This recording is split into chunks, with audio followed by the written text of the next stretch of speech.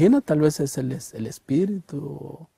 As a child, Jesus Tecu experienced horrors most people will never see in a lifetime. Porque igual las otras veces cuando llega mi papá. It was exactly like the other times that my father would return. The dogs ran out to greet him. They did the same that day. But that day, my father didn't return. Falso, digo yo, porque ya no llegó mi papá. Tecu is one of many survivors who are speaking about the Guatemalan Genocide. In a partnership between University of Southern California Shoah Foundation and the Forensic Anthropology Foundation of Guatemala, eyewitness accounts are being recorded in the first academic oral history project documenting what survivors saw and experienced. The militaries came in, separated the villages in groups, and made one group kill the other. Their children, they have to witness everything. Many of the survivors we have interviewed were kids at that time, and they describe also the entire pain of seeing their families, their mothers raped or their sisters killed.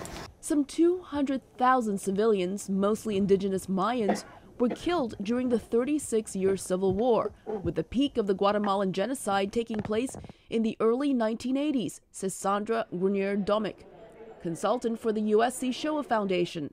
She says the massacres were carried out in the name of Cold War fears. After Second World War, the fear of spreading communism in Central America was huge.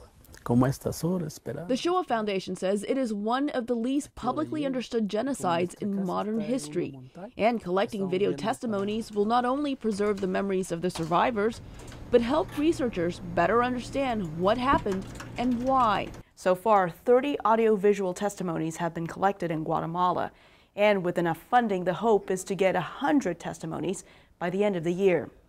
These testimonies will add to the Shoah Foundation's Visual History Archive.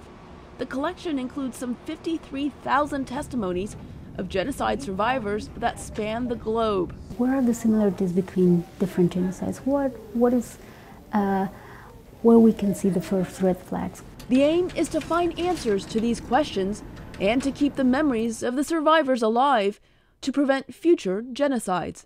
Elizabeth Lee for VOA News, Los Angeles.